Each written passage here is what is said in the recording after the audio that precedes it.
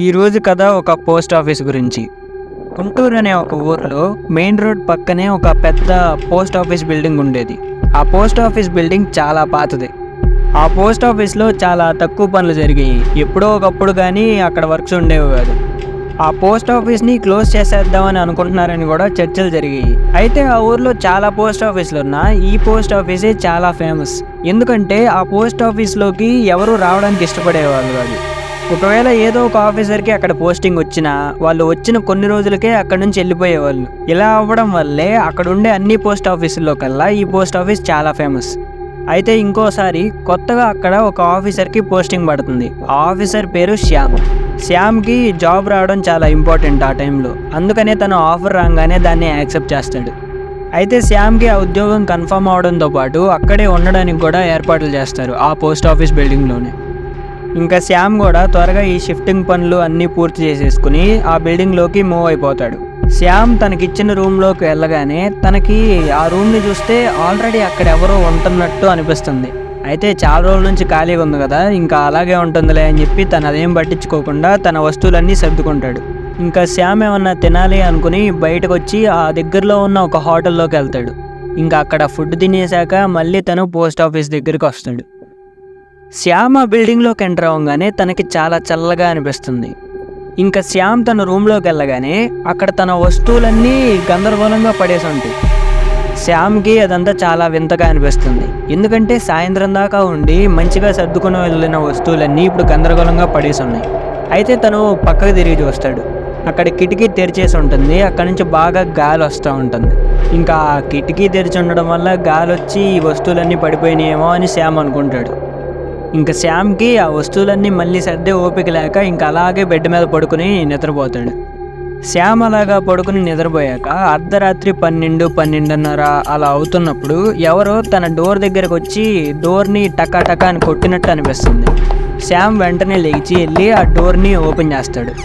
ఆ door open చేసి చూడగానే తన ముందు యూనిఫామ్లో ఒక వాచ్మ్యాన్ నుంచుని ఉంటాడు.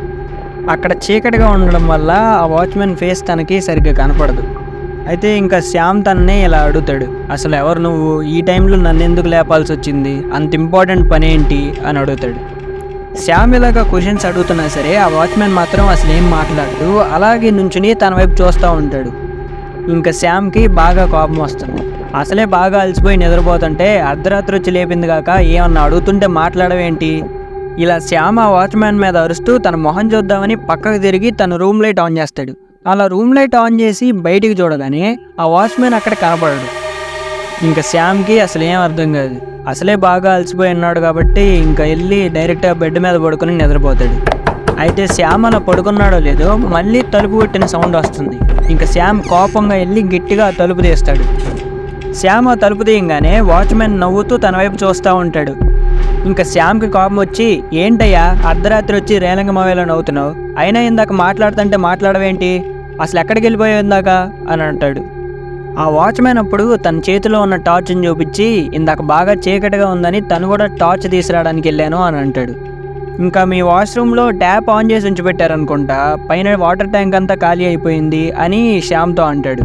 అయితే శ్యామ్ కూడా లోపలికి వెళ్ళి ట్యాప్ చెక్ చేస్తాడు. ట్యాప్ ఆన్లో ఉంటుంది. అయితే శ్యామ్ ఇంకా ఆ ట్యాప్ ఆఫ్ చేసి ఇంకా వాచ్మెన్ దగ్గరికి వస్తాడు. ఆ రోజు నుంచి శ్యామ్ ఇంకా ఆ వాచ్మెన్తో చాలా ఎక్కువగా మాట్లాడడం మొదలు పెడతాడు. రోజు వాళ్ళిద్దరూ కలిసి చాలాసేపు మాట్లాడుకునేవాళ్ళు.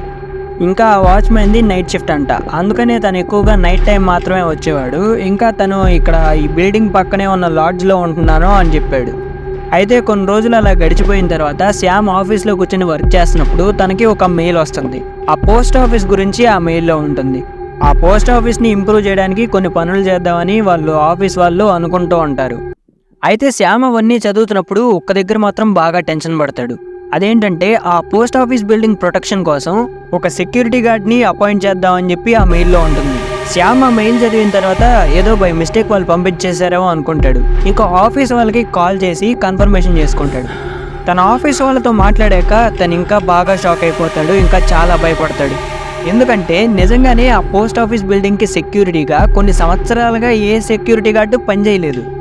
అయితే శ్యామ్కి ఏం అర్థం కాదు, మరి రోజు నైట్ టైం తనతో మాట్లాడుతుంది ఎవరు, తన ఆఫీస్ వాళ్ళు ఆ బిల్డింగ్కి సెక్యూరిటీ గార్డ్గా తనను అపాయింట్ చేయకపోతే తను ఎందుకు మరి నైట్ టైం రోజు అక్కడికి వస్తున్నాడు, ఇలా చాలా డౌట్స్ వస్తాయి తనకి. ఇంకా ఆ వాచ్మ్యాన్ చెప్పింది తనకు గుర్తొస్తుంది, పక్కనే ఒక లాడ్జ్ ఉంటుంది, అక్కడే ఉంటాను అని చెప్పాడు కదా. అయితే శ్యామ్ కనుక్కున్న తర్వాత తెలిసింది ఏంటంటే ఆ పోస్ట్ ఆఫీస్ నుంచి ఒక 10 కిలోమీటర్ల దూరం వరకు అక్కడ దగ్గరలో ఎలాంటి లాడ్జ్ కూడా లేదు. ఇంకా శ్యామ్కి వీటికేవి ఆన్సర్స్ తెలియక సాయంత్రం మళ్ళీ ఆ వాచ్మ్యాన్ వచ్చేదాకా వెయిట్ చేస్తాడు. అయితే శ్యామ్ ఎంత వెయిట్ చేసినా సరే ఆ వాచ్మ్యాన్ మాత్రం అక్కడికి రాడు. ఇంకా శ్యామ్ ఆ వాచ్మ్యాన్ గురించే ఆలోచిస్తూ నిద్రపోతాడు. పడుకున్న తర్వాత కొంత టైంకి మళ్ళీ అర్ధరాత్రి మళ్ళీ డోర్ కొట్టిన శబ్దం వినపడుతుంది. ఇంకా ఆ డోర్ తీసి చూడంగానే అక్కడ వాచ్మ్యాన్ నుంచుని ఉంటాడు. అయితే ఆ వాచ్మ్యాన్ శ్యామ్ని మాట్లాడించడానికి ట్రై చేస్తాడు. తను ఎంత మాట్లాడినా సరే శ్యామ్ మాత్రం ఏమీ సమాధానం ఇవ్వడు. ఇంకా శ్యామ్ ఆ వాచ్మ్యాన్ మాట్లాడుతున్నా సరే ఆ వాచ్మ్యాన్ వైపు చూడకుండా వేరే వైపు చూస్తూ ఉంటాడు. ఇంకా శ్యామ్ రోజులాగా లేకుండా కొంచెం వింతగా ప్రవర్తిస్తున్నాడని ఆ వాచ్మ్యాన్ గమనిస్తాడు. ఇంకా శ్యామ్ అలాగా ఆ వాచ్మ్యాన్ని పట్టించుకోకపోయేసరికి తనకి బాగా కోపం వస్తుంది. ఇంకా ఒక్కసారిగా తను పెద్దగా అరవడం మొదలు పెడతాడు. నువ్వు కూడా నాతో మాట్లాడట్లేదు కదా. ఇలాగా పదే పదే అలాగే మాట్లాడుతూ పెద్దగా అరుస్తూ శ్యామ్ వైపే వస్తాడు. ఇంకా శ్యామ్ ఒక్కసారిగా వాచ్మ్యాన్ వైపు చూడగానే తను చాలా భయంకరంగా మారిపోతాడు. ఇంకా శ్యామ్ ఆ వాచ్మ్యాన్ని చూసి కదలకుండా అలాగే నుంచుని ఉండిపోతాడు. ఇంకా భయంకరమైన రూపంలో ఉన్న వాచ్మ్యాన్ శ్యామ్ వైపే వచ్చి శ్యామ్ గొంతుని పట్టుకుని నొక్కుతూ ఉంటాడు. శ్యామ్కి అసలు ఊపిరాడదు. శ్యామ్ ఆ వాచ్మ్యాన్ దగ్గర నుంచి తప్పించుకోవడానికి చాలా ప్రయత్నిస్తాడు. కానీ శ్యామ్ ఎంత ప్రయత్నించినా సరే ఆ వాచ్మ్యాన్ దగ్గర నుంచి తప్పించుకోవడానికి తన బలం సరిపోదు. ఇంకా తను హెల్ప్ కోసం పెద్దగా అరవడం మొదలు పెడతాడు. ఇంకా శ్యామ్ పెద్దగా అరిచేసరికి ఆ బిల్డింగ్ పక్కన పనిచేస్తున్న వర్కర్స్ అందరూ శ్యామ్ కోసం వస్తారు. శ్యామ్ కోసం ఆ వర్కర్స్ అందరూ పరిగెత్తుకుంటూ వస్తున్న టైంలోనే ఆ వాచ్మ్యాన్ మాయమైపోతాడు.